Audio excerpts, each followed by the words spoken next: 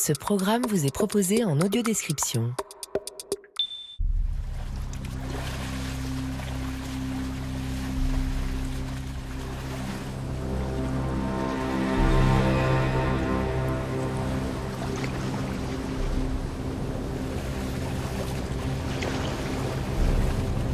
Imaginez, de l'eau boueuse qui envahit Paris. Imaginez la Concorde, l'Hôtel de Ville ou le Louvre inondé. Ces images ne sont pourtant pas celles d'un film catastrophe. Elles sont une projection de ce qui pourrait arriver dans 10 ans, 1 an, ou peut-être même dans quelques semaines. Une crue majeure de la Seine à Paris. On sait que de toute façon, quoi qu'on fasse, cette crue, elle va arriver et elle va poser des problèmes. Et toute la question, c'est de savoir comment on peut faire en sorte que ça ne se finisse pas en scénario catastrophique. Car un tel scénario s'est déjà produit en 1910. La crue centenale, une énorme crue de la Seine qui survient en moyenne tous les 100 ans et dont le retour serait inévitable. Avec une capitale paralysée, des transports qui ne fonctionnent plus pendant des mois, des milliers d'évacuations, une panne générale pour des millions de personnes.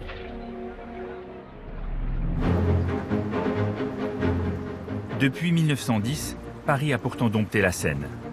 Paris s'est protégé. Mais Paris s'est aussi fragilisé, avec un sous-sol comme un gruyère, plein de réseaux, de transports et de parkings.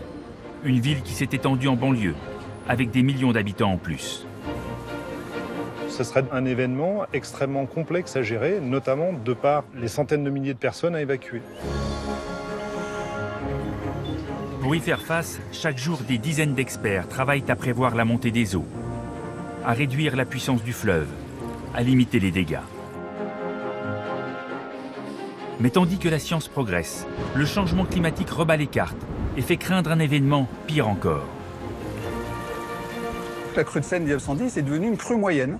Et on nous demande actuellement de travailler beaucoup plus sur des crues extrêmes qui dépasseraient largement ce qu'on a eu en 1910. Alors imaginez, que faudra-t-il faire ce jour-là? Comment se préparer à ce qui est de plus en plus probable, mais jamais certain?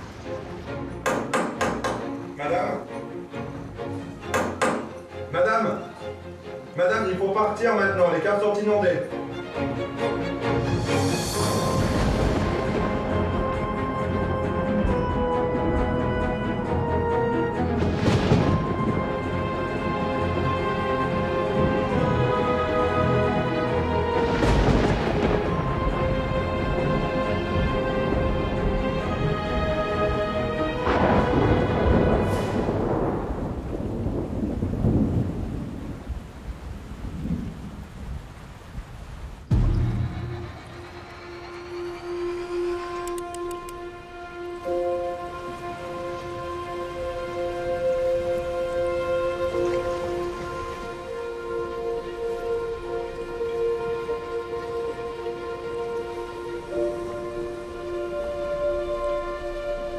Bonne journée à tous, il est 8h, c'est l'heure de votre journal avec à la une ce matin Paris et la statue du Zouave, vous savez le Zouave du pont de l'Alma qui s'est réveillé avec les pieds dans l'eau, la Seine... Imaginez donc ce matin-là. Au cœur de Paris, Madeleine et son chat Attila se réveillent avec la radio comme d'habitude. Leur présentateur préféré leur annonce que la Seine est trop haute pour laisser passer les bateaux. Les péniches sont donc à l'arrêt jusqu'à nouvel ordre, c'est aussi le cas... Ça la chiffonne Madeleine. Elle qui aime tant regarder les péniches du haut de son appartement. Ils sont privés de leur Paris vue du fleuve, comme l'a constaté notre groupe. Dehors, la Seine est sacrément agitée. Les voies sur berge sont sous l'eau. À la radio, on a dit que la Seine avait atteint 4,30 mètres à son point de référence, 2 mètres de plus que son cours normal. Ça fait déjà quelques jours que la préfecture a déclenché le premier niveau d'alerte, le jaune. Oh, ce n'est pas la première fois, cela arrive presque chaque année. Mais les nouvelles ne sont pas bonnes. Les autorités surveillent la Seine avec attention car le niveau devrait encore monter dans les prochains jours. Alors évidemment, la question qu'on se pose, c'est faut-il redouter une crue majeure comme celle de 1910 ? Vous savez, cette crue mythique qui avait littéralement paralysé la capitale. La fameuse crue de 1910. Madeleine ne l'a pas connue, elle n'était pas née. Mais sa mère lui en a souvent parlé. Les visionnistes ne l'excluent pas. Quelles conséquences ? Un sacré événement, cette crue. À quoi ressemblerait Aujourd'hui, une telle crue, on a tous en mémoire évidemment ces images en noir et blanc des barques qui circulaient dans la capitale pour évacuer des Parisiennes en robe longue et en chapeau, ou encore ces êtres... Aujourd'hui, ce qui est assez fou, c'est que les images qu'on a de Paris inondé, c'est Venise. C'est des dames en robe longue qui se promènent sur des canaux inondés. D'abord, on oublie que dans ces rues, ça sent très mauvais. Il y a des déchets, il y a des trous. Donc il y a des risques d'effondrement de chaussées. On oublie que les gens ont eu froid, on oublie que les gens ont eu faim. Et c'est vrai que pour la première fois, les gens sont photographiés. Donc ils n'avaient pas l'habitude de voir des appareils photo. Donc ils posent quasiment. Et donc ces photos-là, en fait, ne rendent absolument pas compte de la difficulté qu'ont connue ces gens.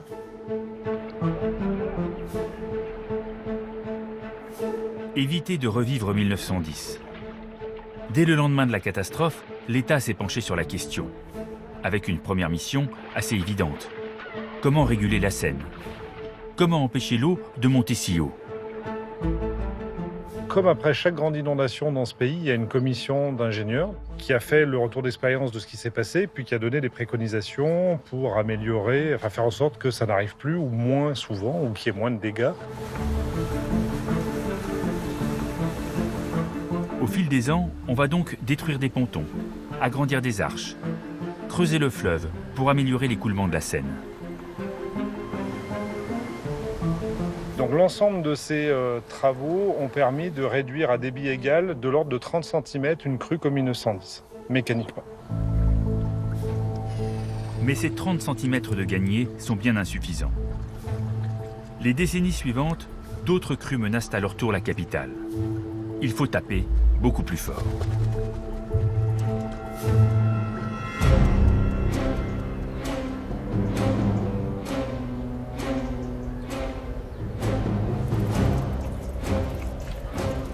À quelques kilomètres de Troyes, c'est un lieu de promenade, une base de loisirs, un immense lac qui n'existait pas il y a 100 ans.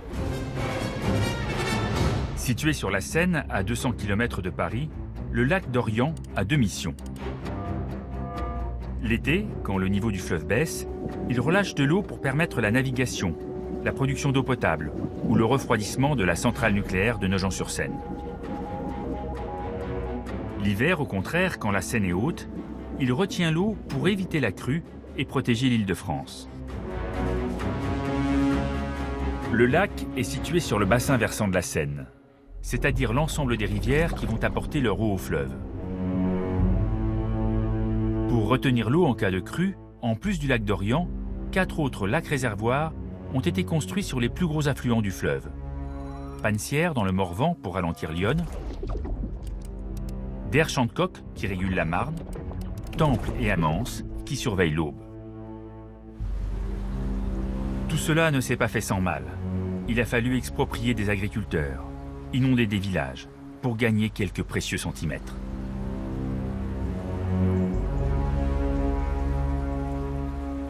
L'effet cumulé de l'écrêtement de ces 4 lacs permettrait, pour une crue comme 1910, évidemment si elle se déroule de la même façon au mois de janvier, au moment où on est quasiment totalement vide, permet de soustraire de l'ordre de 60 à 70 cm à Paris sur cette crue-là.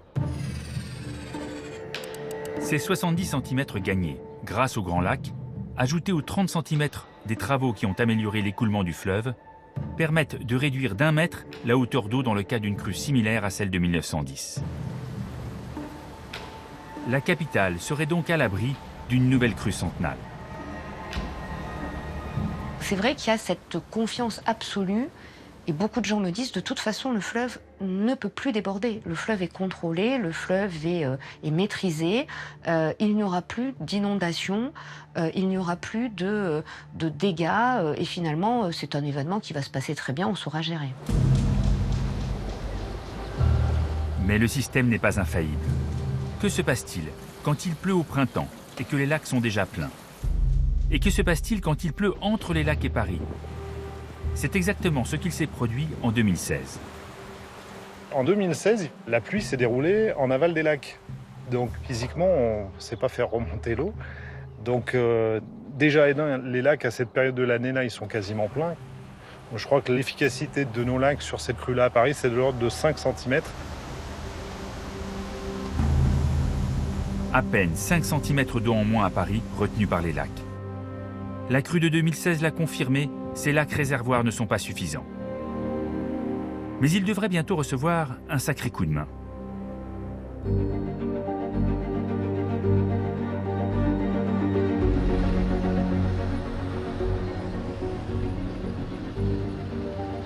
À 120 km de là, un immense chantier démarre tout juste. À Labassé, en Seine-et-Marne, se construit le petit dernier de la lignée des Grands Lacs. Alors, ça a avancé à ton avis? Oui, ça commence à ressembler à une aire de stockage, ouais. Contrairement à ses grands frères, Labassé est situé beaucoup plus près de Paris, juste avant la jonction avec l'Yonne. Il sera donc efficace, même s'il pleut au nord des Grands Lacs, comme en 2016. Mais c'est aussi un chantier très différent. Plus question d'inonder des villages. Le lac est réalisé sur ces étangs artificiels déjà existants. Et ici, l'eau n'est stockée que quelques jours. Ce n'est pas un vrai lac, mais une succession de 10 bassins qui seront remplis par des pompes juste le temps de laisser passer la crue.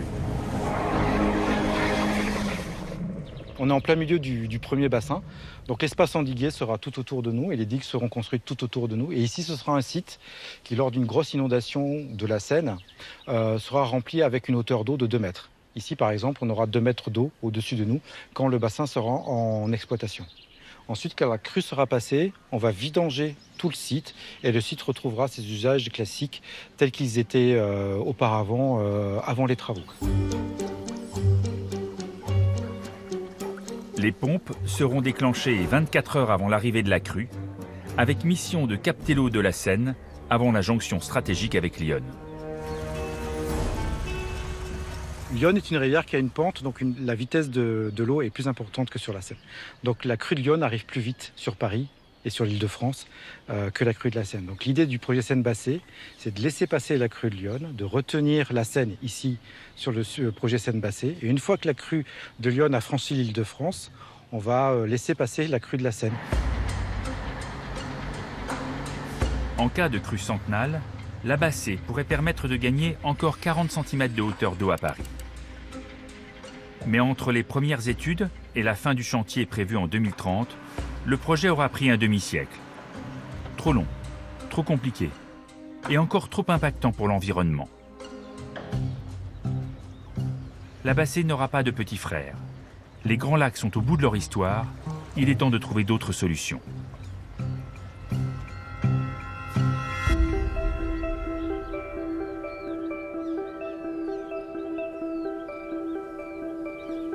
Des solutions qui concernent non plus le fleuve, mais des petits cours d'eau. Cette rivière qui coule près de Sens s'appelle la Vanne. C'est un affluent de l'Yonne, lui-même affluent de la Seine. Ici, on ne tente plus de retenir l'eau, mais on veut au contraire l'aider à déborder. Des ingénieurs hydrauliques sont venus aujourd'hui convaincre des agriculteurs d'inonder leurs champs. Il y a quelqu'un qui va aller se positionner là-bas, et puis quelqu'un qui va se mettre là, et on va voir, parce que du coup on voit mieux la différence de hauteur. Ce qui est en cause, ce sont les travaux réalisés par les générations précédentes. Le creusement de la rivière qui accélère le débit, et les merlons, c'est-à-dire les berges rehaussées pour protéger les cultures. Les ingénieurs veulent faire exactement l'inverse. Ils voudraient abaisser les rives pour que l'eau s'étende dans les champs. Alors, on voit encore mieux de l'autre côté le merlon.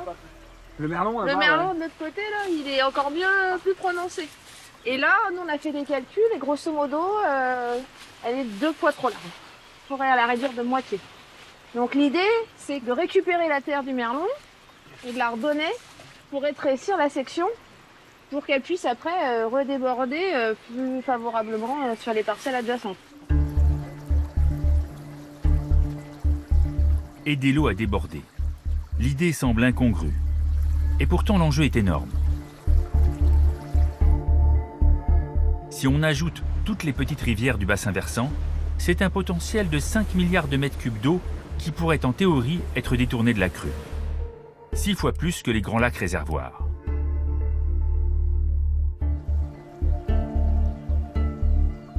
Mais la tâche s'avère difficile, car même ici, où les inondations ne toucheront aucune habitation, c'est un changement radical. On a investi dans du matériel, dans des terres. On ne peut pas se permettre de remettre ça naturellement sans être indemnisé, quoi. Ça, c'est... Tu as acheté ces terres-là, tu ne peux pas te permettre demain de les remettre à l'état naturel. Est-ce que ça serait super de remettre ça à l'état naturel? Il y aurait des petits oiseaux, il y aurait tout ce qu'il faut. Mais on ne peut pas se permettre ça, on n'a pas le droit de... Ce que je disais tout à l'heure, première étape, c'est on ne fera rien de toute façon tant que c'est de la culture de maïs. Parce que si on inonde les maïs, ils sont foutus, donc ça sert à rien. Donc si on a une culture de maïs et que tous les 2 ans on ne peut pas produire parce qu'il y a une inondation, c'est compliqué. Trouver une culture pour remplacer ces maïs. Une plante qui pourrait résister plusieurs jours, voire plusieurs semaines à l'inondation. C'est donc l'objectif numéro 1. Et c'est une variété ancienne qui pourrait faire l'affaire. Une moutarde cultivée dans la région autrefois. La sylphie, pourquoi on a commencé à s'intéresser à cette plante? Apparemment, sur le papier, ça résiste bien au sec en été et ça peut supporter l'excès d'eau jusqu'à 2 mois les pieds dans l'eau. Par contre, ça a un gros inconvénient, c'est que le coût de la semence coûte extrêmement cher, puisque là, on est sur, je dirais, 6 à 7 fois le coût du maïs. Puis les travaux. Mais par contre, on la sème qu'une fois, et elle est, si elle s'implante correctement, elle est là pour 15 ans. La sylphie a quelques précieux atouts pour elle. Elle pourrait servir à la fois de fourrage pour les bêtes et d'engrais verts. Mais cela reste un pari. C'est quand même un engagement pour nous, parce qu'on a une perte de récolte la première année. Alors voilà, c'est quand même difficile. Moi, j'avais sur mon exploitation prévu 40 hectares. Donc, perdre 40 hectares de revenus sur 1 an, ça me paraît impossible aujourd'hui si je ne suis pas aidé. Pour moi, je veux bien faire un effort. Je comprends qu'il y a des... On doit être partie prenante dans cette aventure, mais économiquement, il faut qu'on s'en sorte quand même, quoi. Moi, je dis souvent, l'expérimentation, c'est une expérimentation. Donc, on se donne le maximum de chances de réussir, mais ça peut être aussi un échec. Le problème, c'est que si on le tente pas, on ne saura jamais. Est-ce que c'est clair pour tout le monde? Il reste encore un peu de boulot, mais c'est clair. Du coup, si on veut être efficace, quand est-ce qu'on se revoit?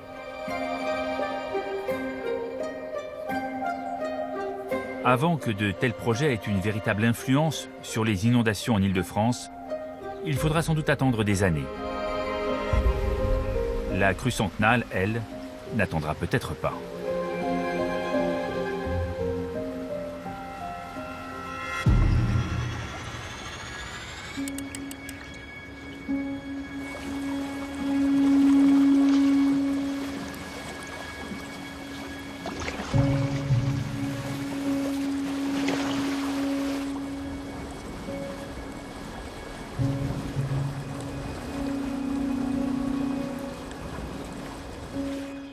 On les redoutait, et bien cette fois, elles sont là. Dans le Val-de-Marne, les inondations provoquées par la crue de la Seine ont débuté. Le département est ce matin en première ligne, avec plusieurs communes déjà placées en état d'alerte. C'est le cas notamment à Villeneuve-Saint-Georges ou encore à Villeneuve-le-Roi.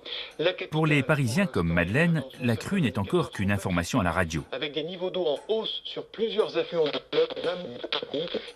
Enfin, sauf quand les piles sont fatiguées.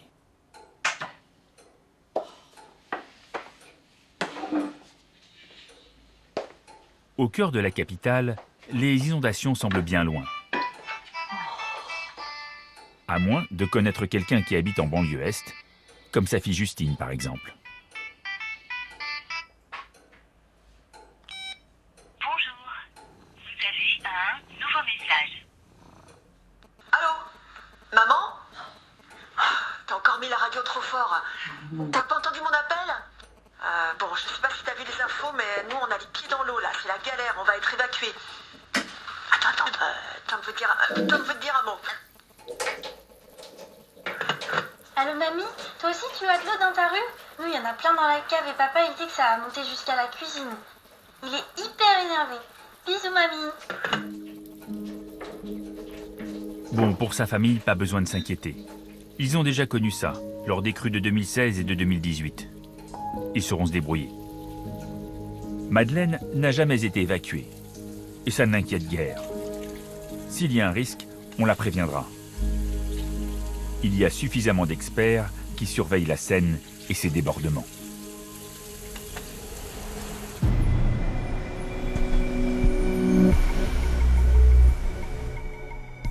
Dans le quartier de la Bastille, le service Vigicru scrute la montée de l'eau le plus finement possible, centimètre par centimètre.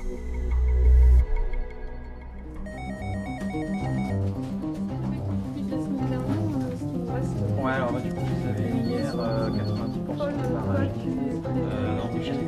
Dès que le niveau devient inquiétant, cette salle devient l'épicentre de la crise. Les prévisionnistes rédigent au moins 2 fois par jour les bulletins d'alerte. Une mission délicate, car ce n'est pas un fleuve qu'il faut surveiller, mais des dizaines de rivières en même temps, qui chacune peuvent propager leur propre crue, avec un scénario redouté par-dessus tout, que toutes ces crues s'additionnent.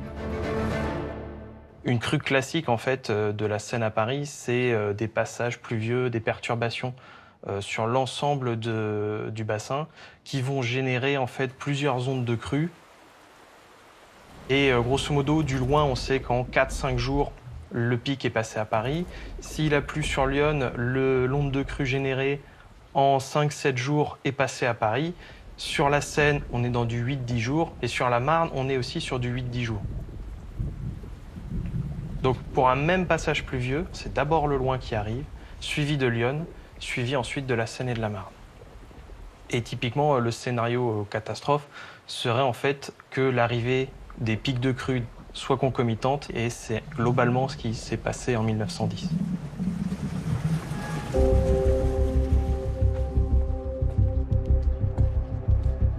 Pour leur bulletin d'alerte, les prévisionnistes sont en lien avec 120 stations de mesure qui les informent en permanence sur les hauteurs d'eau. La plus célèbre est l'échelle cachée sous le pont d'Austerlitz. Une première partie directement sur le fleuve, enfoncée dans l'eau, et la suite déportée à gauche du quai. Alors cette échelle sert de référence pour les crues à Paris depuis sa création dans les années 1870. Et elle sert à Paris pour toutes les cartographies de zones inondées. Et évidemment la crue de référence de 1910 de 8,62 m à cette station, dont on voit un repère de crue historique, une marque gravée, qui représente le niveau de l'eau qui a été atteint il y a 112 ans maintenant. Grâce à des capteurs, l'échelle renvoie des informations toutes les 10 minutes. Mais l'outil est fragile. En 2016, un déchet du fleuve fausse la mesure pendant quelques heures. Surpris par les informations renvoyées, les prévisionnistes se rendent sur place et découvrent un niveau 50 cm plus haut que prévu. Depuis, un radar supplémentaire a été installé. Mais le contrôle des appareils est un souci permanent.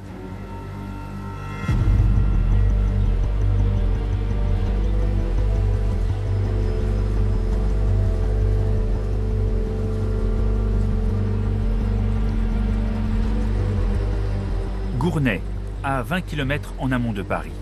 L'une des stations de Vigicru les plus importantes.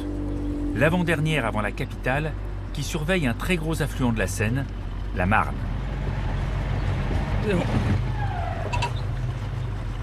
Comme tous les mois, ces 2 hydrologues viennent nettoyer et contrôler l'échelle pour éviter la mésaventure d'Austerlitz. Elle est complètement usée. Ouais, elle est complètement foutue. Il faudra changer. Ouais. Merci de laver celle-là. C'est bon pour toi, tu veux que je recule un peu? Oh, ça va aller. Mais ils viennent surtout contrôler un autre paramètre, aussi fondamental que la hauteur, mais plus complexe, le débit de la rivière. Surveiller le débit, c'est surveiller la vitesse de l'eau, indispensable pour anticiper la crue. Hop, combien de la berge? On est à 2 mètres. 2 mètres. Et on est en berge... Gauche. Gauche, ok, nickel. Donc on est bien à 20 cm de profondeur. Oui. T'es prêt? Je peux lancer la mesure, F4? F4. C'est parti. À chaque traversée, un Doppler réalise une échographie du cours d'eau. Profitant de matière en suspension, invisible à l'œil nu, charriée par la rivière, le Doppler flash des particules. C'est exactement la même technologie qu'un radar de vitesse de voiture. C'est-à-dire qu'on vient calculer la vitesse des particules quand on envoie des impulsions ultrasonores, donc des ondes, et quand elles se réfléchissent sur les particules, il y a une différence de fréquence, et cette différence de fréquence permet de calculer la vitesse. Et ça nous permet d'avoir les vitesses des particules, et on suppose que les vitesses des particules sont identiques à la vitesse de l'écoulement. Et on obtient le débit du cours d'eau.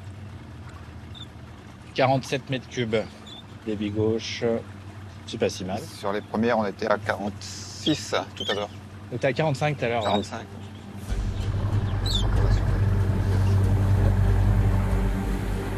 Ces informations seront ensuite comparées aux relevés existants. Grâce à leur expertise, les hydrologues peuvent prévoir 2 ou 3 jours avant quelle sera la hauteur d'eau à Paris.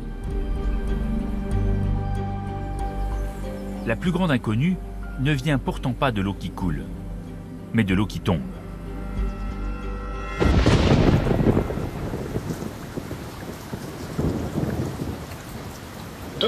De l'eau et encore de l'eau. Voilà comment se résument les prévisions météo de votre week-end. La dépression poursuit sa remontée sur toutes les régions. Face aux prévisions météo, Madeleine est toujours sceptique. Ils font des grands discours et puis, une fois sur deux, ça tombe à côté. Est-ce donc si compliqué de savoir quand et où il va pleuvoir ? Le parapluie comme l'imperméable resteront de mise au moins. Avec la technologie d'aujourd'hui, on a tout de même mieux que son vieux baromètre qui a perdu la tête. Pourquoi les prévisions ne sont-elles pas plus fiables ?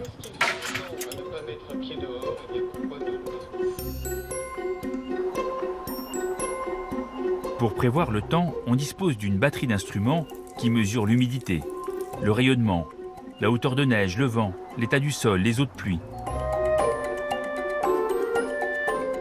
L'un des plus perfectionnés, apparu il y a une vingtaine d'années, est le radar qui trône sur le toit de Météo France à Toulouse et qui peut mesurer la taille d'une gouttelette à 100 km à la ronde.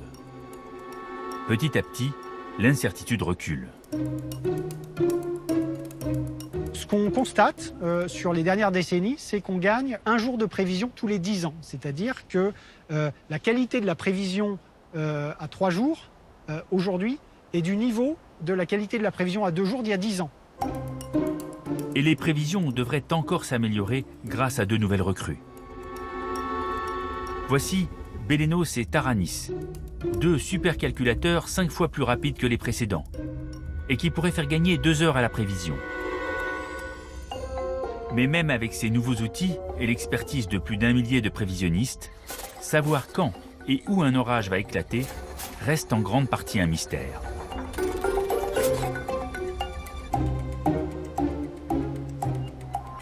On n'est pas capable de dire demain les orages vont naître et se développer sur cette commune en particulier. Et donc l'analogie, c'est quand vous faites bouillir de l'eau dans une casserole, vous savez qu'à un moment donné, il y a une bulle qui va apparaître, et savoir où exactement elle va apparaître, c'est assez imprévisible. Voilà. Donc c'est aussi lié à la nature chaotique de l'atmosphère.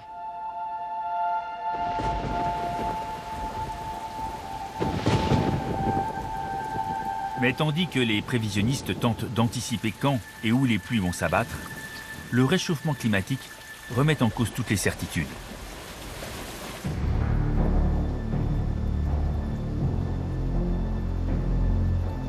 En juillet 2021, pour la première fois en plein été, des précipitations monstres arrosent le nord de l'Europe. En Belgique et en Allemagne, les inondations font des dizaines de morts et les météorologues sont pris de court. Tous les records historiques ont été battus sur cet événement et donc il n'y avait rien de comparable dans les chroniques du passé. Et ce qui montre aussi que jusqu'à présent, on a souvent organisé la prévention des crues en étudiant les crues du passé. Et ça, c'est bien sûr, il faut continuer à le faire. Mais on se rend compte qu'en climat futur, on a de nouveaux types de crues et qu'on ne peut pas simplement se contenter de regarder le passé. Il faut aussi intégrer de nouveaux types d'événements qui pourraient se produire. À Météo France, tout un secteur est désormais affecté au changement climatique. Une vaste étude a été lancée sur les 50 ans à venir. Et contrairement à ce qu'on pourrait penser, le réchauffement ne veut pas dire moins de pluie. Au contraire. Dans un climat plus chaud, il y a plus de vapeur d'eau de l'atmosphère, donc on devrait avoir plus de précipitations. Cet excédent d'humidité qui est dans l'atmosphère, il ne va pas se répartir de manière uniforme sur l'ensemble des zones de la planète. Certaines zones vont avoir plus de précipitations, et c'est le cas notamment du nord de l'Europe, alors que par exemple le bassin méditerranéen en aura moins.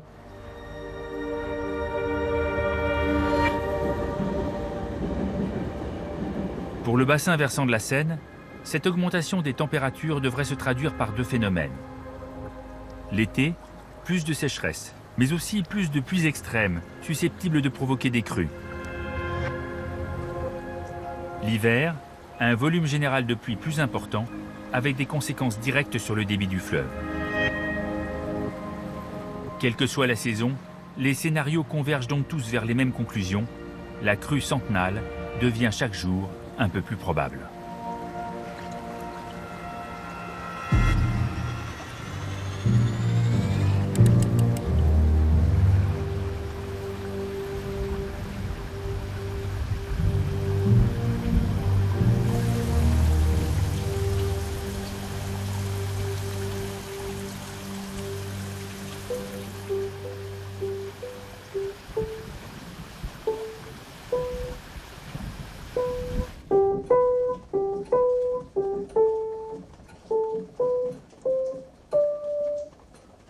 La Seine est désormais montée à 6,10 mètres. Vigicru est en alerte orange, mais pour Madeleine et Attila, qui ne sortent pas beaucoup, ça ne change pas grand-chose. Madeleine l'aurait peut-être même oublié s'il n'y avait les messages de sa fille en banlieue est.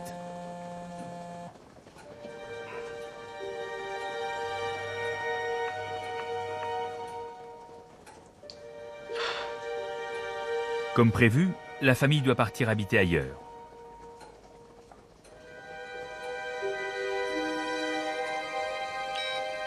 Ils ne sont pas les seuls à être évacués. Des centaines de personnes doivent plier bagages. Et visiblement, il était temps.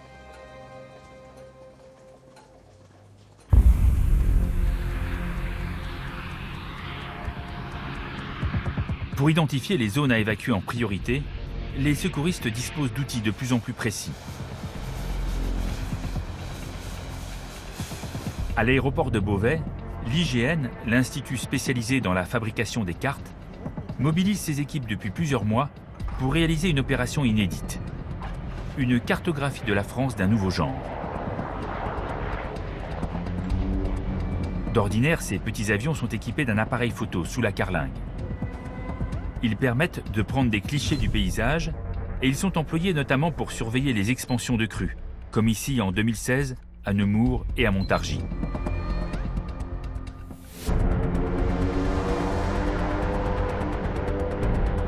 Mais cette fois, ce n'est pas un appareil photo qui est embarqué, mais un lidar haute définition. Un appareil qui permet des mesures en 3 dimensions. Le lidar, c'est un scanner qui envoie des impulsions infrarouges pour mesurer donc la surface du terrain.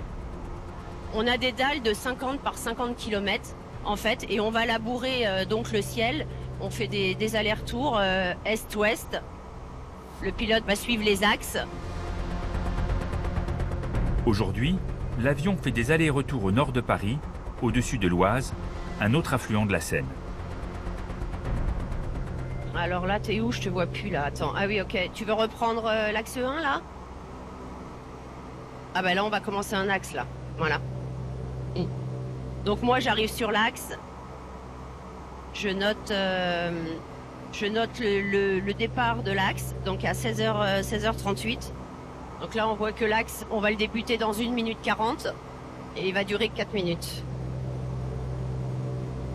À chaque passage, le lidar balaye le paysage sur 300 mètres à raison de 2 millions d'impulsions par seconde, à condition que la météo soit favorable.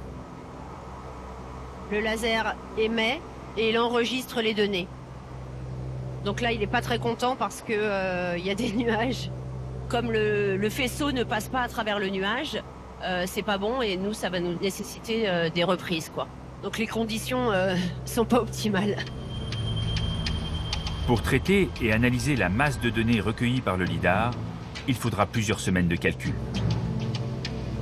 Il n'y a pas de poumon sur cette zone-là. Non, mais on n'a pas les poumons. plus de bateaux qui passent. Cette nouvelle technologie permet de connaître précisément les zones à évacuer en priorité, à la maison près. Là, on a un petit lotissement, et effectivement, on voit du coup quand on fait une coupe transversale, on a des talus, parce que là on voit on doit verger, je pense.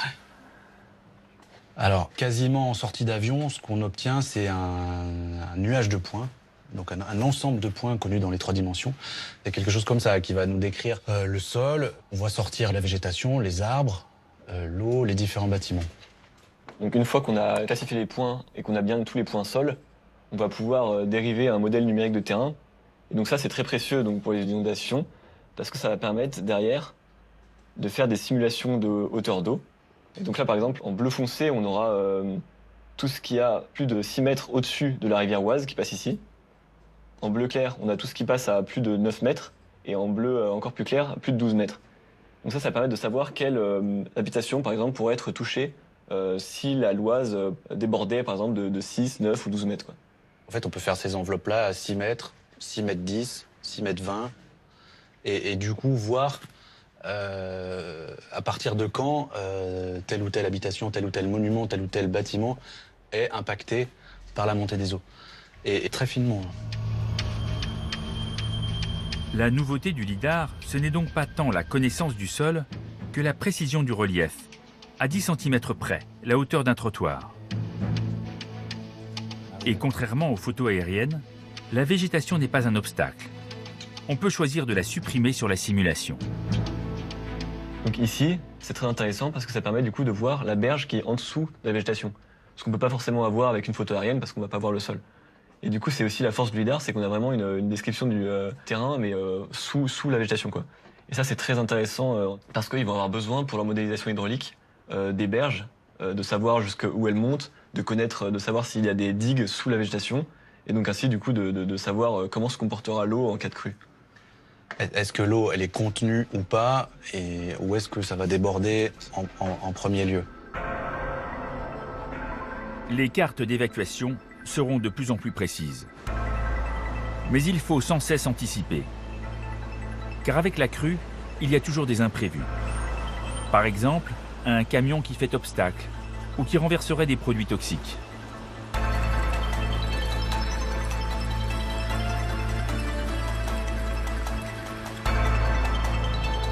À Villeurbanne, ce jeune chercheur s'intéresse à un phénomène qui peut devenir dramatique en cas de crue, le risque de pollution.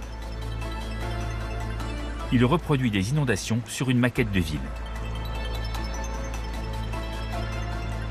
Je suis en train d'injecter localement un polluant fictif qui est ici symbolisé par du benzéthylène, du colorant. Et ça peut s'apparenter à un renversement de camion. On a des fortes vitesses, des fortes hauteurs d'eau. Donc le camion se renverse, on a un accident et puis il largue des produits chimiques ou son essence.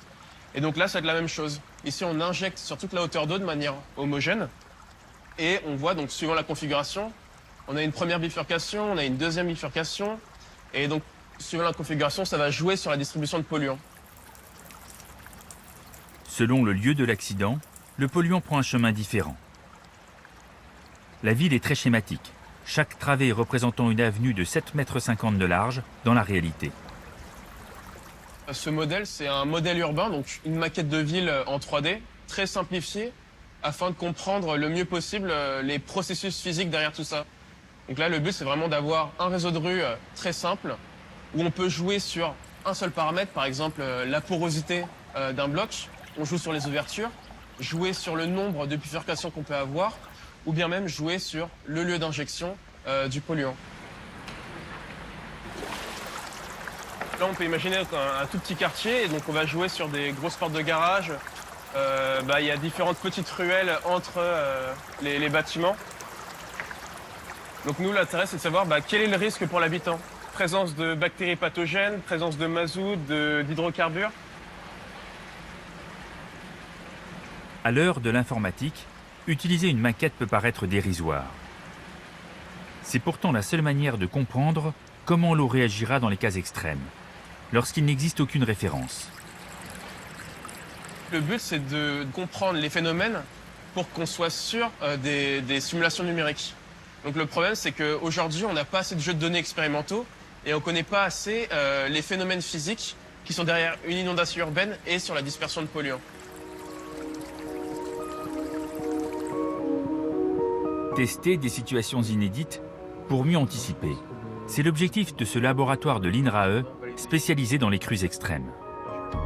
Ainsi, à côté de la maquette urbaine, une autre plus grande encore permet de simuler une inondation de rivière en plaine. On y calcule par exemple l'impact de la végétation. Jusqu'à quel point ces petits bâtons qui représentent des arbres ralentiraient la progression de l'eau même pour des crues encore jamais vues. Ces expériences, menées en laboratoire, permettent ainsi de mieux prévoir le comportement de l'eau, bien au-delà de la fameuse crue centenale.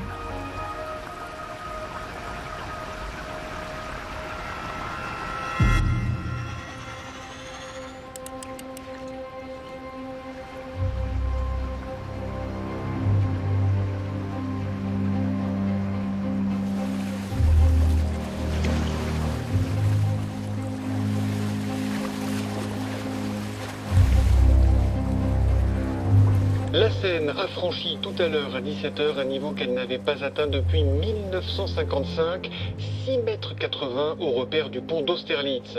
Après la banlieue Est, c'est la banlieue Nord qui s'inquiète à présent, à Nanterre, à Colombes, à Gennevilliers. À la radio, la tension est montée d'un cran. Et puis à Paris, les grandes manœuvres ont débuté là encore. Le musée du Louvre a fermé au public. Quand même, le plus grand musée de France qui ferme ses portes, ça n'arrive pas tous les jours. Les œuvres qui pourraient être touchées par une inondation si l'eau montait encore et encore.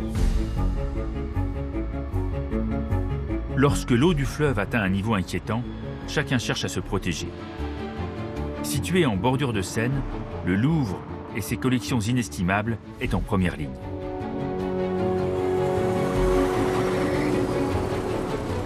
Alors ce matin, le musée teste un nouveau système de protection anti-crue. Il va falloir repasser sur chacun des sacs pour répartir uniformément en fait, le sable pour qu'on soit prêt en fait, en cas de déclenchement. D'après une récente expertise, l'eau pourrait déborder par ce point bas du quai et s'infiltrer dans les sous-sols du musée.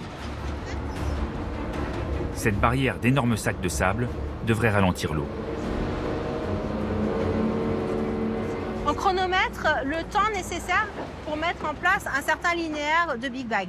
Donc on fait à la fois le chronométrage Big Bag par Big Bag et ensuite on fait la moyenne sur la totalité du linéaire pour appréhender mieux le temps nécessaire pour le montage des 172 mètres. Ce matin, il a fallu 3 heures pour mettre la barrière en place. Pour le musée, il est indispensable de peaufiner en permanence ses protections. Celle-ci doit empêcher l'eau de traverser la route et d'atteindre les salles de l'art de l'islam ou des antiquités grecques situées au rez-de-chaussée et au sous-sol du palais. Mais ici, l'ennemi peut attaquer de partout. Aujourd'hui, on a d'énormes difficultés à identifier précisément, en cas d'arrivée massive de l'eau, par quel point l'eau va rentrer. Aujourd'hui, le musée, les sous-sols, c'est un énorme gruyère. Il y a énormément de câbles qui passent partout, on a beaucoup de réseaux techniques, il y a des portes un petit peu partout aussi. Tout ça fait qu'on ne sait pas par où l'eau va arriver et dans quel sens elle va circuler. C'est en juin 2016 que le musée prend brutalement conscience de sa fragilité. Au Louvre, c'est l'alerte générale. La crue surprend les Parisiens en plein été. L'eau atteint les 6 mètres au point de référence du pont d'Austerlitz. Le musée ferme ses portes et actionne son plan anti-crue. Des centaines d'œuvres conservées dans les réserves sont entreposées d'urgence dans les étages. Finalement, la Seine ne montera pas plus haut. Mais l'alerte a été chaude. Car malgré tous ces efforts, le personnel du Louvre n'a pu évacuer qu'un quart des œuvres menacées. 120 000 pièces auraient pu être endommagées si l'eau était montée plus haut. L'affaire prend une tournure nationale. Il faut impérativement sauver le Louvre. Enfin, en 2021, toutes les réserves sont vidées. Des milliers d'œuvres sont déplacées vers une nouvelle annexe du musée, dans le nord, à Liévin. Désormais, le Louvre estime que les rares salles d'exposition qui sont encore en sous-sol ou au rez-de-chaussée doivent pouvoir être évacuées à temps. Mais ce plan anti-crue ne fonctionne qu'à condition d'intervenir suffisamment tôt. Or, c'est là une question majeure, et pas seulement pour le Louvre. Pour évacuer par exemple une maison de retraite, on ne peut pas le faire en 3 jours. Il faut s'y prendre à l'avance. Pour fermer le réseau de métro, il faut plusieurs jours. Les décideurs, à un moment ou à un autre, vont devoir appuyer sur le bouton pour commencer à prendre des mesures préventives. Et il va falloir réellement qu'ils le fassent d'une façon bien précise, si vous voulez, parce que s'ils le font trop tard, ils ne pourront pas protéger leurs installations névralgiques, et dans ce cas-là, tout sera détruit. S'ils le font trop tôt et que l'eau ne monte pas réellement au niveau dessus, ils auront dépensé des millions d'euros, si vous voulez, pour rien. Autrement dit, à un moment, on va devoir lancer les plans de secours sans savoir si réellement on atteindra le niveau critique. Ce qu'on sait par contre, c'est que si on ne les lance pas suffisamment tôt et que la crue arrive, là on est dans une situation catastrophique. Et donc ce sont des décisions extrêmement compliquées à prendre.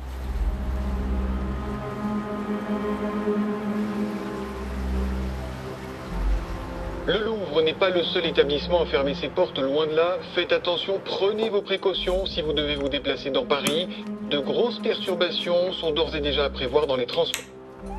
Allez, je reviens. Allez, cette fois c'est décidé, il faut aller chercher à manger pour Attila, avant qu'on ne puisse plus bouger.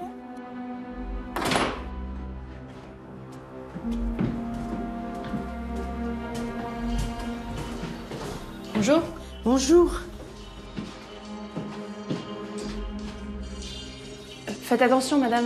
C'est le bazar en bas, ils ont fermé le métro. Ah bon?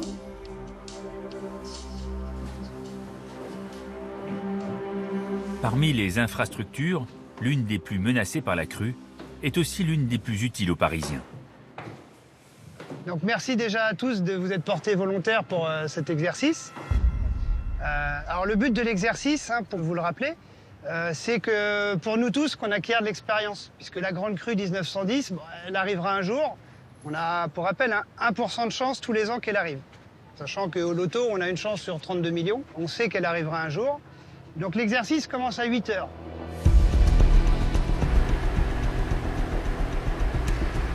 Lorsque l'eau atteint 6,80 m au pont d'Austerlitz, le métro parisien lance la première phase de son plan anti-crue.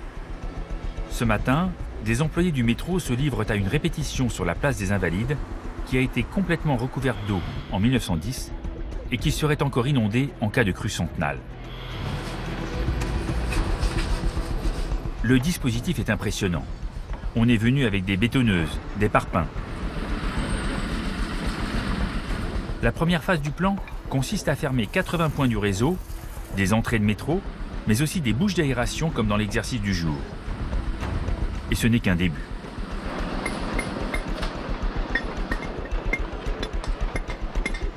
On a à peu près 429 zones d'ouvrage qu'on doit protéger. C'est des endroits où, si on a un débordement de la Seine, comme on le voit là, on va avoir des risques de pénétration de l'eau. Voilà. Et donc, on vient mettre des édifications, des protections anti-crues qui vont éviter justement, en cas de débordement de la Seine, que l'eau pénètre dans le réseau et du coup qu'on se retrouve avec des dommages catastrophiques. La crue de 1910 a souligné la fragilité du réseau. Non seulement l'eau s'est engouffrée dans plusieurs stations, mais elle s'est propagée par les tunnels et elle a inondé le quartier de la gare Saint-Lazare à plusieurs centaines de mètres de la Seine.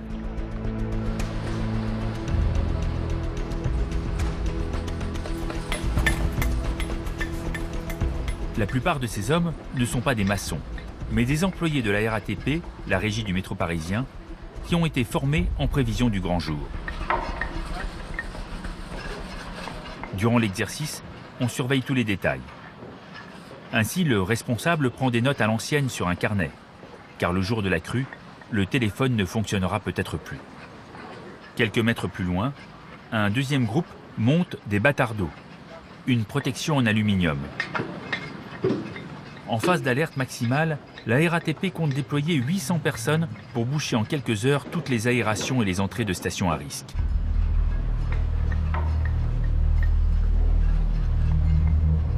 Mais l'eau est un ennemi sournois. Et même avec une telle armada, les ingénieurs ont découvert quelques failles.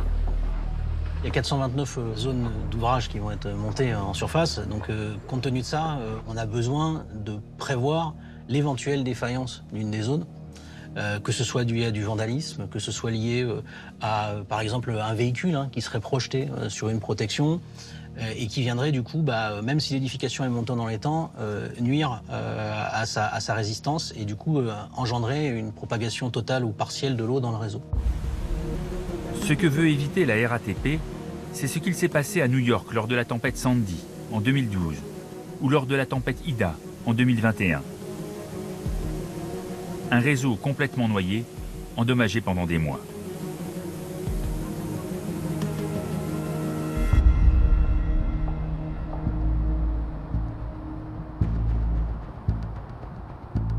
« 3 heures du matin, station Pyramide. Pour empêcher l'eau de se propager à l'intérieur du réseau, la RATP pose cette nuit sa première porte anti-inondation. Et cette fois directement dans le métro. La station Pyramide est sur la ligne 14, la plus sensible de toutes. Dernière construite, elle est la plus profonde, entièrement automatisée, et elle longe la Seine. Elle passe notamment par le 12e, où l'eau pourrait monter très haut. Si les protections lâchent à la station Cours-Saint-Émilion, par exemple, l'eau pourrait affluer sur toute la ligne. À Pyramide, elle pourrait alors remonter de 2 niveaux par les escaliers du métro, c'est-à-dire sur plus de 20 mètres de haut, et déferler sur la ligne 7.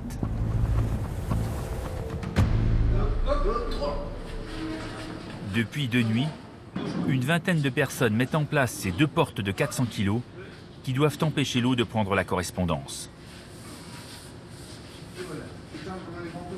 L'objectif qu'on a aujourd'hui, c'est d'éviter en effet que si elle rentre à un endroit, il y ait des résurgences un petit peu partout qui se fassent et qu'on endommage une proportion importante du réseau alors qu'il y a eu un seul point de pénétration, par exemple. Donc c'est ça qu'on cherche à faire au travers de la mise en place de ces portes de cloisonnement secondaires qui viennent créer un deuxième rideau de protection de nos infrastructures.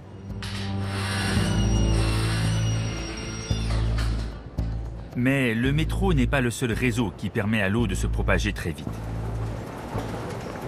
Il en est un autre, plus grand encore, dans les entrailles de Paris.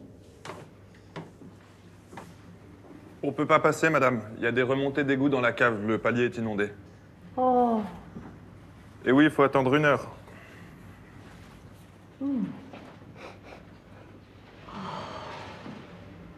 Et là, vous sentez les mauvaises odeurs ou pas? Non, un petit peu? Ouais.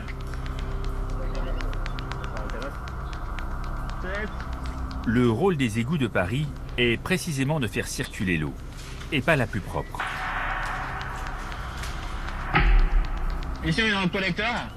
C'est là où les eaux usées circulent, dans ce chenal ici, qui est la cunette du collecteur. En temps normal, l'eau arrive d'ici et chemine dans le collecteur, qui est devant nous, en cunette, et repart ensuite dans le collecteur d'Asnières et à l'usine de Clichy. En principe, ces eaux usées ne sont pas rejetées directement dans la Seine. Elles sont renvoyées vers des usines d'épuration qui les filtrent avant de les rendre au fleuve. Mais à Paris, les égouts ont une particularité qui complique la situation en cas de crue. En plus des eaux usées, ils doivent absorber dans le même réseau toutes les eaux de pluie. Quand il pleut beaucoup, les égouts sont saturés. Pour ne pas déborder, ils sont obligés de se délester vers des déversoirs d'orage. Ces bifurcations, qui vont directement vers la Seine, rejettent un mélange d'eau de pluie et d'eau usée dans le fleuve. Et là, on a le déversoir d'orage qui va en Seine. Voilà. Donc on peut traverser. On a trop d'eau sur le réseau. Les déversoirs d'orage s'ouvrent pour délester le réseau en Seine. Et donc on va envoyer l'excès d'eau usée dans les égouts vers la Seine pour décharger les égouts. Donc on préfère déverser des eaux et polluer plutôt que d'inonder les caves et les immeubles des Parisiens. Mais en cas de crue, le déversoir d'orage devient un danger, car l'eau de la Seine pourrait prendre le sens inverse.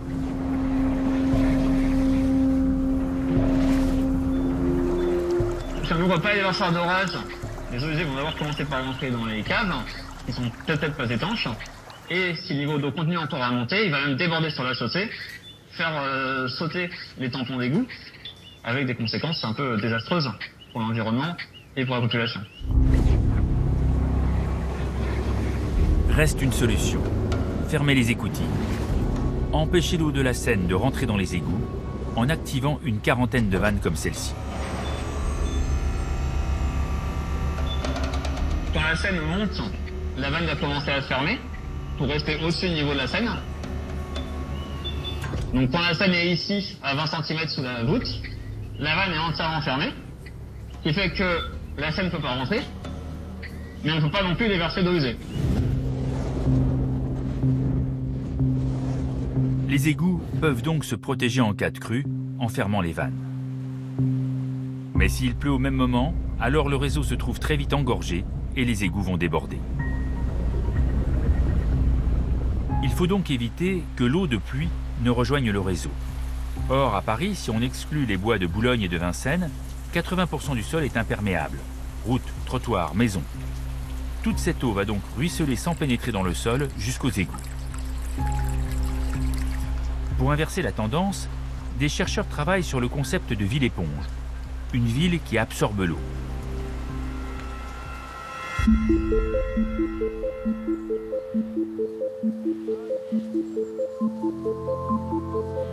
Au milieu du bois de Vincennes, ce petit coin de jardin est photographié par drone une fois par mois.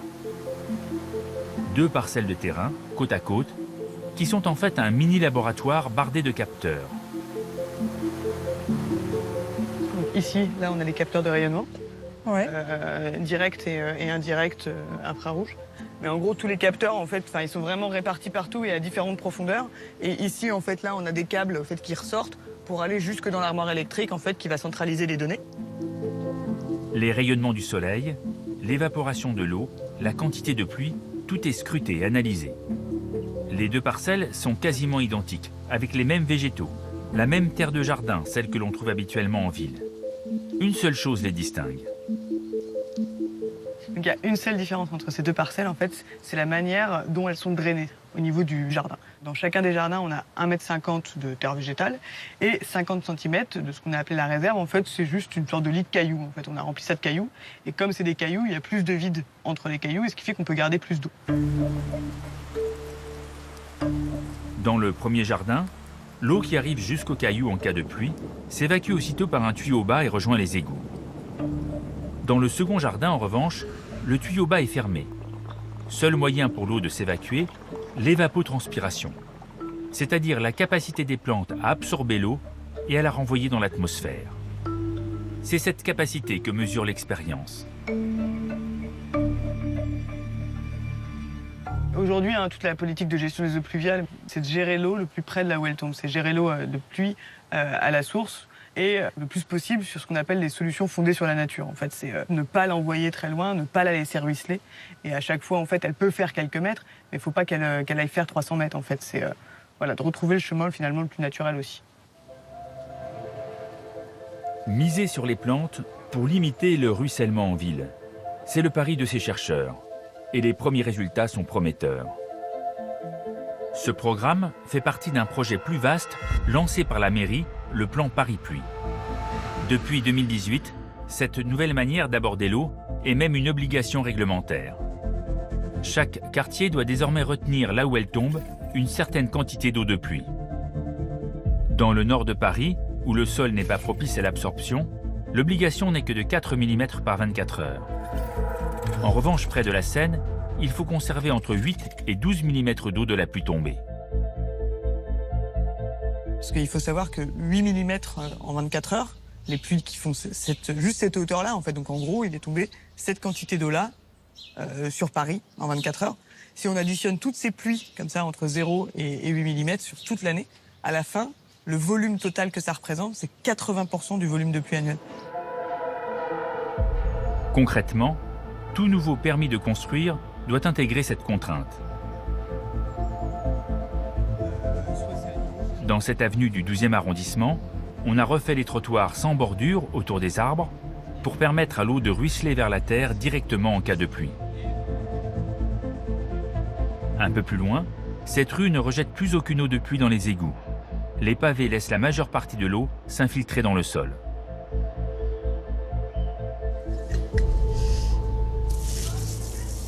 Donc là, il y a quand même une bonne quantité d'eau, donc on voit qu'il y en a une petite partie quand même qui ruisselle.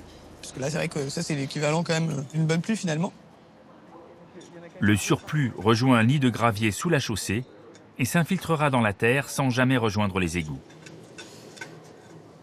On ne va pas faire de Paris une éponge à 100%, on ne va pas tout perméabiliser. Il y aura toujours des routes, mais la question, c'est plus comment on l'a construit, cette ville, pour que les surfaces imperméables aillent vers des surfaces perméables.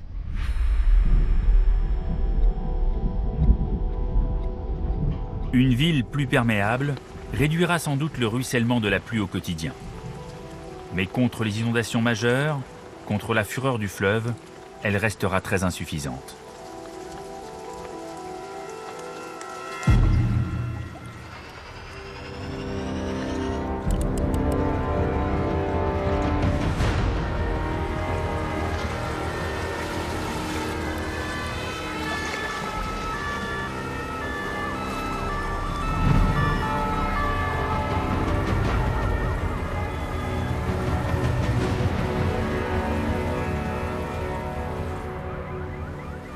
Bonsoir à tous, il est 18h, Paris est en état d'urgence. Les autorités ont désormais totalement évacué l'hôpital européen Georges Pompidou. Vigicru est en alerte rouge et selon les prévisionnistes, le pic de crue n'est toujours pas atteint. C'est une situation qu'aucun Parisien vivant n'a jamais connue. Par ailleurs, la préfecture de Paris a publié un communiqué. Elle conseille à tous les habitants de préparer un kit d'urgence en cas d'évacuation, ce qui... À l'abri, au dernier étage, Madeleine ne s'en laisse pas compter par ce fleuve qui fait des siennes. Mais également une lampe de poche et une radio à pile. Mais le kit d'urgence de la préfecture, elle va quand même le préparer. De survie, prenez de l'argent liquide car les distributeurs pourraient ne plus fonctionner. Il faut également penser à... Quand on habite près du fleuve, on s'interroge. Est-ce que sa rue pourrait être inondée? Et jusqu'à quelle hauteur? Internet. On se retrouve dans moins d'une heure à 19h pour un nouveau flash d'information. En réalité, tous les Parisiens ne sont pas logés à la même enseigne. Pour Madeleine et Attila, il existe un moyen simple de le vérifier.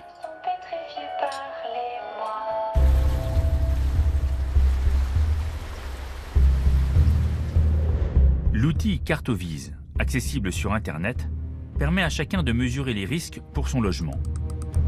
Plusieurs scénarios de crue sont prévus. Dans le pire, la banlieue sud-est et nord-ouest sont complètement inondées. C'est aussi le cas de certains quartiers parisiens, comme le 12e, avec des rues comme le cours Saint-Émilion, où l'eau pourrait monter à plus de 2 mètres. Madeleine, elle, habite sur l'île Saint-Louis, plutôt préservée. L'eau pourrait tout de même y monter jusqu'à 70 cm. Mais cette carte est trompeuse, car dans la capitale, elle donne le sentiment que seules les habitations près de la Seine seront touchées par les inondations. C'est oublier un détail. Aujourd'hui, nous avons 7 à 8 étages qui sont construits sous les pieds des Parisiens. Dans ces niveaux de sous-sol passe l'ensemble des réseaux techniques, le métro, l'électricité, le gaz, le chauffage, le téléphone, qui permettent aujourd'hui notre vie quotidienne. Autrement dit, cette crue, en banlieue, ça risque encore d'être une inondation directe avec des gens qui auront les pieds dans l'eau. Mais dans beaucoup de territoires, ces territoires seront perturbés. C'est à peu près 5 millions de personnes qui auront des interruptions des services élémentaires. Et ça veut dire une panne vraiment générale. Pour mesurer le véritable impact de la crue, il faut cliquer sur l'onglet « Fragilité des réseaux ». Soudain, une zone rose beaucoup plus large apparaît sur la carte. Ce sont les rues où les habitants seront touchés par des coupures de gaz, d'électricité, de chauffage urbain ou des remontées d'égouts, au point d'être parfois obligés de quitter leur domicile.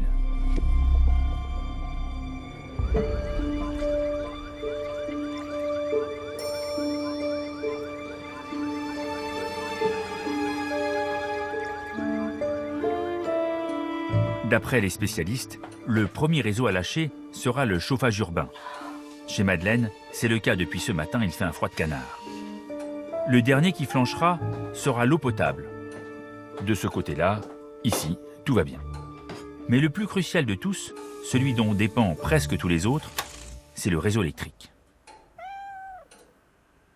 L'électricité est extrêmement importante parce que les réseaux dépendent les uns des autres. C'est-à-dire que si vous n'avez pas d'électricité, vous ne pouvez pas faire rouler par exemple des métros, vous ne pouvez pas alimenter des réseaux de télécommunications, vous ne pouvez pas alimenter l'eau. Donc déjà, les réseaux pour qu'ils fonctionnent, il faut de l'électricité. Mais l'électricité, c'est comme tout.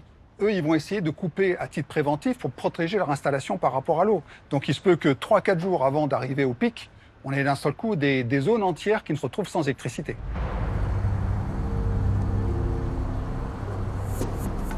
La zone la plus sensible de Paris est au cœur des beaux quartiers, au carrefour de l'Alma. Ici se trouve sous terre un point très surveillé du réseau électrique. Aujourd'hui, un responsable de la crue à Enedis vient inspecter ce poste qui a été complètement réaménagé. Bonjour. Bonjour, ça va? Il alimente 110 000 foyers et sa proximité avec le fleuve en fait le plus menacé si la Seine déborde. En Île-de-France, l'électricité est produite loin de la capitale, par des centrales nucléaires, thermiques ou hydrauliques, dans des lieux qui ne craignent pas la crue. Des autoroutes électriques de 400 000 volts la conduisent ensuite jusqu'à des transformateurs situés en banlieue, bien loin de la Seine. Mais ensuite, les 225 000 volts circulent sous Paris dans des gros câbles qui alimentent 36 postes de transformation, parfois menacés par la crue, comme celui de l'Alma. C'est là que s'effectue la dernière transformation du courant, avant d'être orienté vers des postes de quartier, puis vers les habitations. La partie névralgique est au deuxième sous-sol. C'est là que l'on trouve derrière une porte étanche l'imposant transformateur.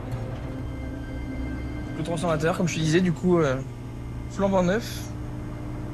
Bien à l'abri, il est préservé des débordements du fleuve.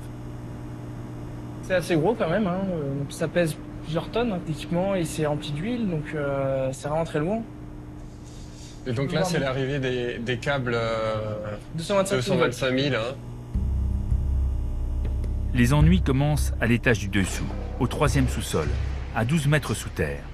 C'est de là que partent tous les câbles qui vont alimenter les postes de quartier.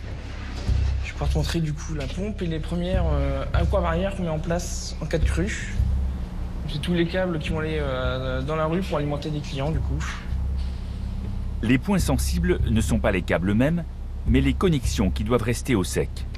Or, en cas de débordement du fleuve, l'eau peut dégringoler par les galeries ou par des trappes de ventilation. La pièce est donc compartimentée. Donc là, la barrière à monter ici, c'est pour garder l'eau à l'intérieur, c'est ça? Je vais te montrer, regarde. Les plaques, on va les mettre comme ça. On va les serrer du coup avec les papillons, donc on vient de les serrer là. D'accord. Comme ça, si l'eau monte, de ce côté, on sera sec. Et l'eau qui va monter de ce côté, en fait, tu vas voir là-bas, on a une pompe qui permet du coup de réinjecter vers la Seine. C'est clair. Dès que l'eau atteint un niveau inquiétant, des pompes se mettent en marche et la rejettent dans la Seine. Mais l'étage le plus menacé est le 4e et dernier sous-sol, situé à 15 mètres de profondeur. Ce qu'on peut voir surtout, c'est qu'avant, les équipements ils étaient au ras du sol. D'accord. Tu vois, à travers les grillages, on peut le voir. C'était au ras du sol, et en fait, à supprimer ça, on a gagné 2 mètres de hauteur. Donc au cas où, maintenant, on peut avoir plus d'eau qui rentre ici sans problème. Auparavant, c'est ici que l'on trouvait les installations les plus sensibles, comme le transformateur. Aujourd'hui, il ne reste presque rien. Or, si cet étage est menacé, ce n'est pas tant par le débordement de la Seine que par un autre danger beaucoup plus pernicieux. Ici, tu peux voir, du coup, bon, l'eau qui est rentrée par infiltration dans le poste. Du coup. Et du coup, on vérifie qu'en temps de crue, que l'eau ne va pas venir ruisseler par là. Ici, le point de fragilité, c'est l'infiltration par la nappe phréatique. Un danger qui pourrait, en cas de crue, devenir le problème majeur dans tous les sous-sols de la capitale.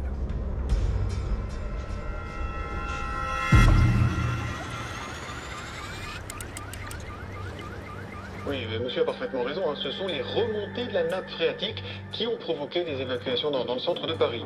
Et on poursuit cette édition spéciale avec une nouvelle question d'auditeur. C'est monsieur Brûlé qui s'apprête à rejoindre un centre d'accueil. Il nous demande s'il est possible d'y emmener son chien.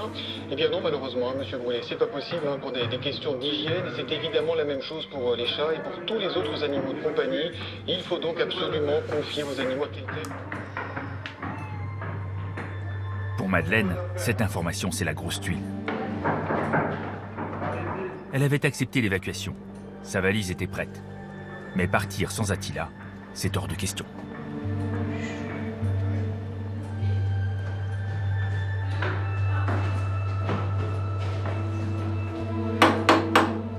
Madame? Oui? Madame, on vient vous chercher pour l'évacuation comme convenu. Elle est chez elle, on entendait sa radio il y a encore 5 minutes. Mais elle a pas un caractère facile. Madame, c'est la voisine! Madame? Madame, il faut partir maintenant, les caves sont inondées.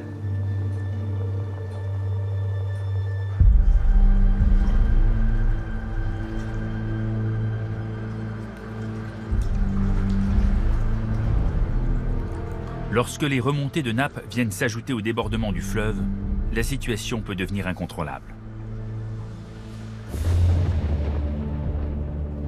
En temps normal, les nappes sont des poches d'eau à l'équilibre avec la Seine.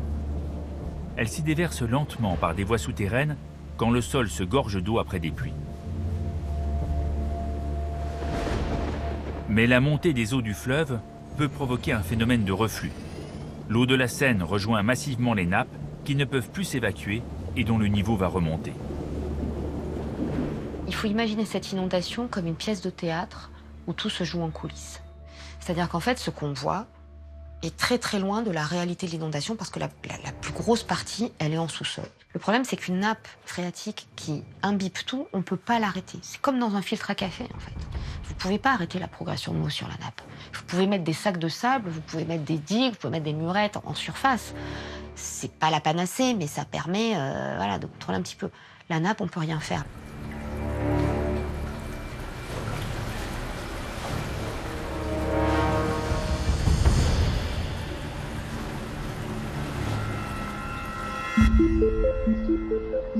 Il existe pourtant bien une surveillance des nappes. Est-ce que tu peux mesurer le niveau d'eau et la profondeur, s'il te plaît?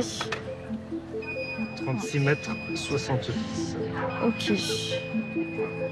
Sur la butte Montmartre, dans l'indifférence des touristes, 2 ingénieurs du service des carrières installent un nouvel outil. Je vais ouvrir pour brancher la pile et mettre la carte SIM. Ce piézomètre permet de mesurer la hauteur de la nappe. La sonde, plongée dans l'eau, enregistre les données et les transmet en permanence à un serveur. Ouais, nickel, super. Ok, alors maintenant on va lui injecter la configuration.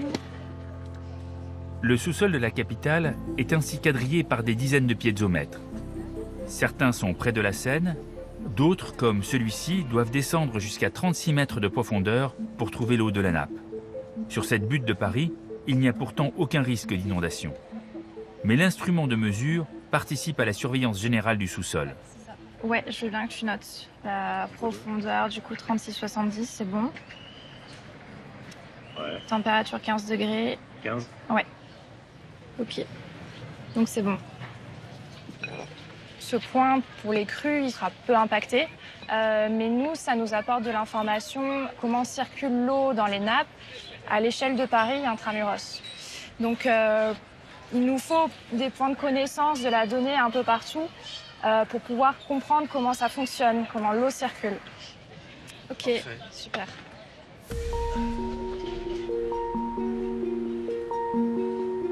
Mais où est donc cette nappe? À quoi ressemble-t-elle?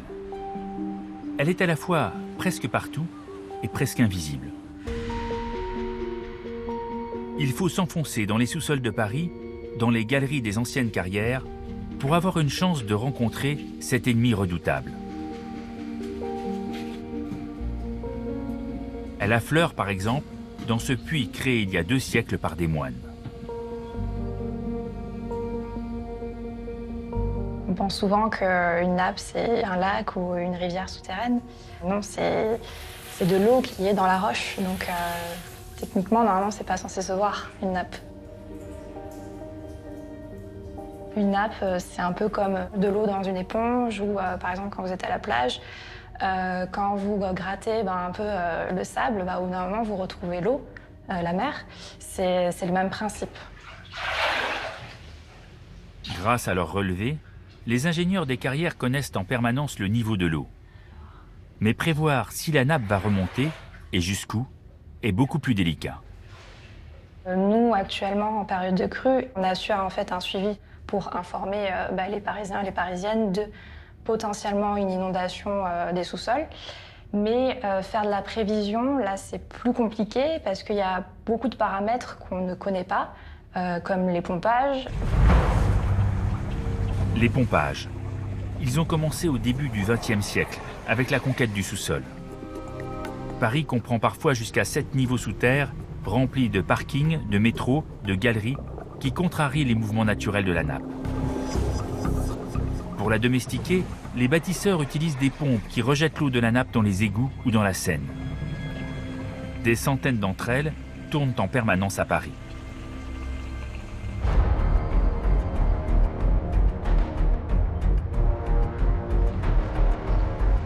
La RATP fait partie des plus concernés. Une grande partie de son réseau est située au niveau des nappes. Elle possède 270 pompes comme celle-ci, indispensables en toute saison.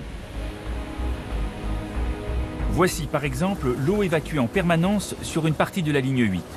Sans la pompe, la ligne serait immédiatement inondée.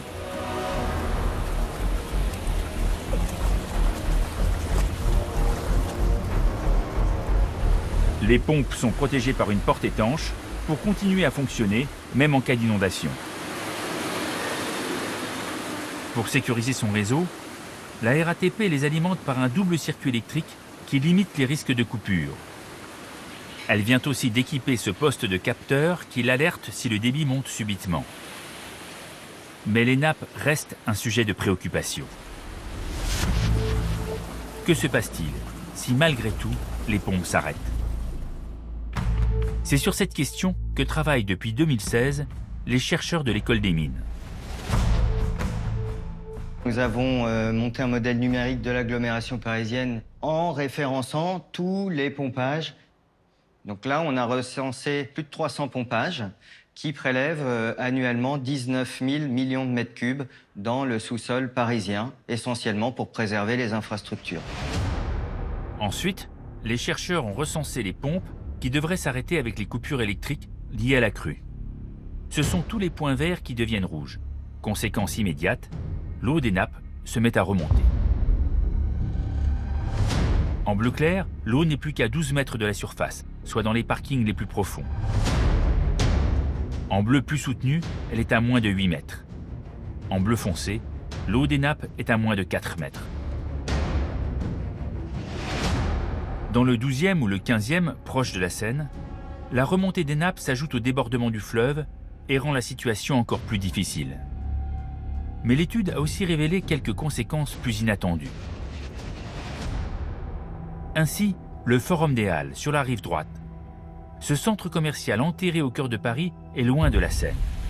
Il ne devrait pas être touché par les débordements du fleuve. Mais la menace vient du sous-sol. Dans le cas où toutes les pompes s'arrêteraient, eh bien, on observe des niveaux d'eau qui se situent entre 0 et moins 4 mètres sous le niveau du sol. Donc possiblement une inondation des niveaux inférieurs du forum. De l'eau qui remonte à moins de 4 mètres de la surface, c'est en fait toutes les boutiques qui se retrouveraient noyées. Dans certains quartiers, l'eau des nappes pourrait même remonter jusqu'à la surface et accentuer les inondations provoquées par la crue du fleuve.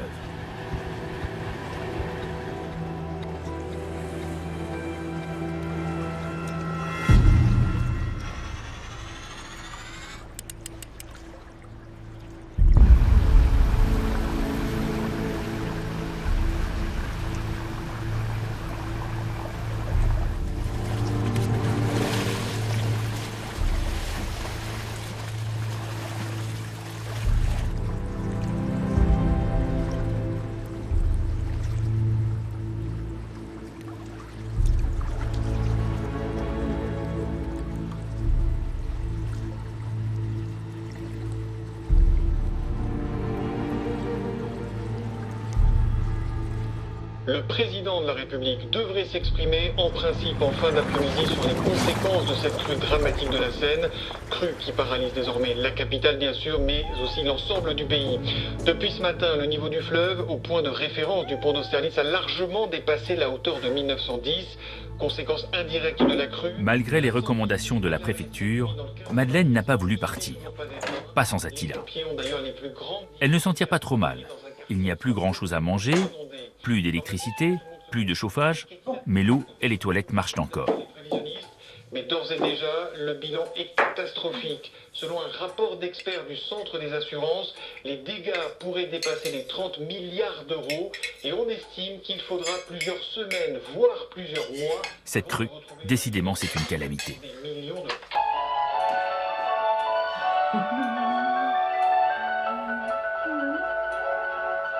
Plutôt que de s'inquiéter, peut-être faut-il en prendre son parti. Peut-être même faut-il se préparer à vivre avec elle. Regarde le chat. Ouh, c'est bon ça.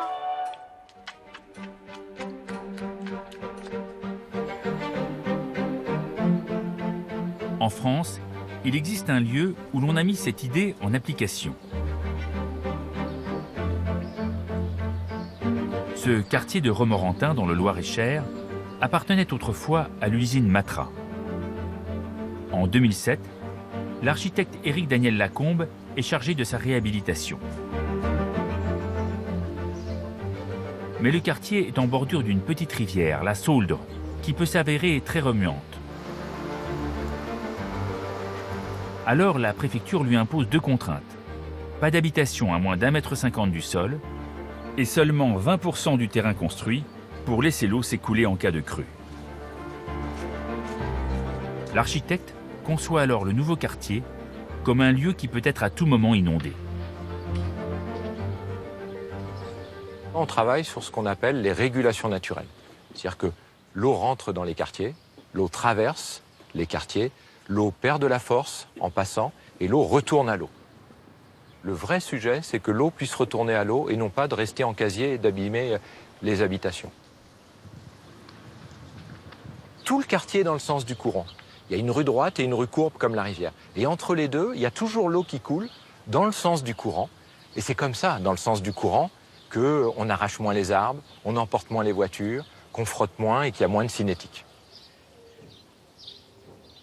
Les maisons sont disposées autour d'un grand jardin qui se transforme en affluent temporaire quand la rivière déborde.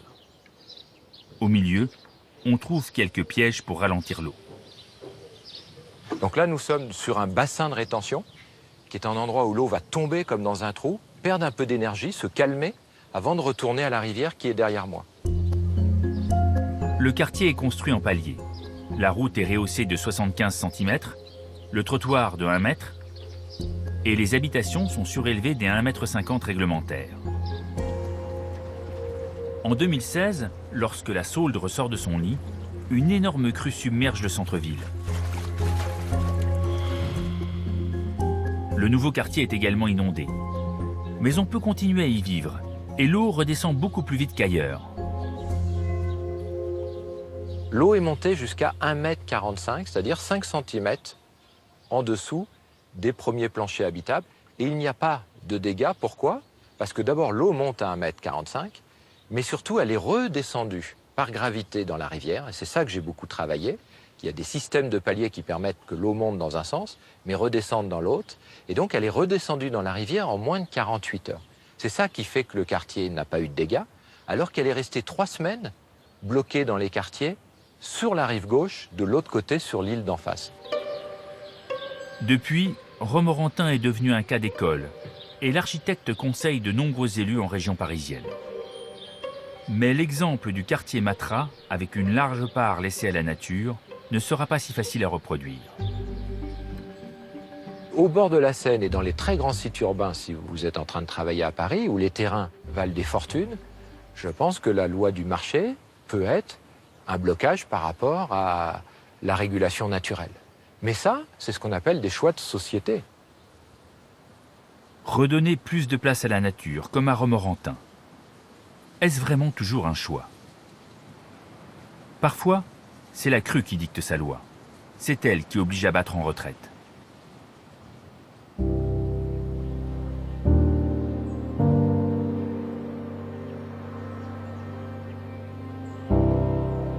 À Villeneuve-Saint-Georges, dans le Val-de-Marne, on est au pire du pire. Près de Lierre, petit affluent de la Seine, les inondations sont si fréquentes que l'on s'est résolu à faire machine arrière. Alors du coup, si je comprends bien, on a donc... Donc on est la 3e, on fait la 4e, 74 chemin des pêcheurs. C'est ça. Parcelle SAF. Donc déjà libre.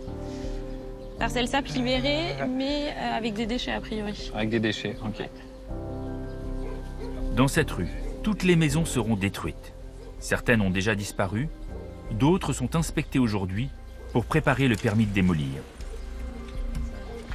Et pleine de déchets. Ah oui, elle va être sympa celle-là. Ouais, ça a servi de dépotoir. Bon, bah on va ouvrir. Hein. Parti. Ici, les habitants ont déjà vendu depuis plusieurs mois. D'autres, plus récalcitrants, seront sans doute expropriés, car la zone est jugée trop dangereuse. Alors, petit accueil matelassé. Hop là. On est sur des secteurs très inondés. Alors, ça peut monter, selon le secteur, jusqu'à 2,50 m d'eau. On est sur des durées de submersion pouvant aller jusqu'à 30 jours, enfin au-delà de 30 jours. Et aussi des parcelles pour lesquelles l'évacuation n'est pas possible. Pour les habitants qui éventuellement pourraient trouver refuge à l'étage, mais qui ne vont pas pouvoir évacuer de leur bâtiment. En 50 ans, ce quartier a subi une dizaine de crues majeures, avec à chaque fois de gros dégâts. L'épisode de 2016 et celui de 2018, qui a même fait 2 victimes, ont définitivement convaincu les autorités de rendre les berges à la nature. Il y a un double objectif. D'une part, évidemment, de réduire le risque inondation pour les personnes, de mettre les personnes en situation de sécurité, donc de supprimer l'habitat sur l'ensemble du périmètre de projet. Et l'objectif, c'est de créer un espace naturel sensible, un parc urbain à terme, avec le développement d'une biodiversité. Et donc là, c'est la finalité de retrouver ces berges naturelles.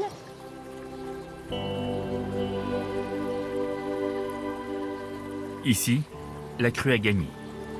Quand la zone pavillonnaire aura disparu, la crue pourra s'y étendre à nouveau à sa guise, comme elle le faisait autrefois.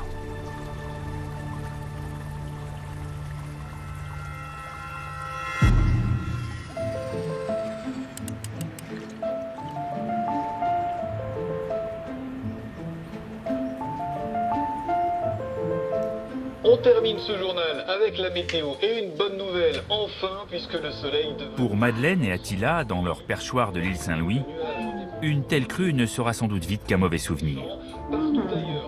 Pour d'autres Parisiens, moins bien protégés, ce sera sans doute beaucoup plus compliqué. On va manger. Et à Paris, on peut même parler d'un temps estival qui devrait s'installer. Il faudra du temps pour retrouver la vie d'avant. Plusieurs jours à la Seine pour retrouver son lit. Plusieurs semaines aux nappes pour retrouver leur niveau habituel. Et plusieurs mois au réseau et transport pour retrouver leur fonctionnement optimal. Et sans doute plusieurs années pour réparer les dégâts. Car malgré toutes les recherches, toutes les protections, les scientifiques n'ont en fait qu'une seule certitude. Cette crue ne sera jamais tout à fait celle qu'on attend. Je dirais qu'il faut préparer les gens à être surpris. C'est vraiment la notion dans laquelle ce phénomène-là, on pense en connaître une partie. Finalement, on s'aperçoit qu'avec les phénomènes qui sont passés en 2016-2018, on a toujours été surpris par des éléments qui sont arrivés. Malheureusement, toutes les solutions qu'on pourra développer aujourd'hui vont atténuer, certes, ces phénomènes-là, mais ne pourront jamais les empêcher. On aura sans doute aussi d'autres crues qui viendront, comme je vous le disais, mettre en défaut nos systèmes de protection ou les affaiblir un petit peu. Donc il faut se préparer à ces sujets-là. Il faut entraîner maintenant les gens, si vous voulez, à faire face à des phénomènes qui soient très violents, qui remettent réellement en question leur organisation et les habituer réellement à être beaucoup plus réactifs par rapport à ça. Et plutôt que d'être spectateur de ce qui peut se passer, il faut aussi apprendre à vivre avec les crues, c'est devenir acteur de ce système et d'être soi-même, on va dire, en mesure, à sa propre échelle, d'y faire face. Voilà, c'est la fin de cette édition. Il est temps pour moi de vous souhaiter un excellent week-end à tous. Un bon appétit aussi pour tous ceux qui passent à table. On se retrouvera lundi pour une toute nouvelle semaine d'information. Bon week-end à tous.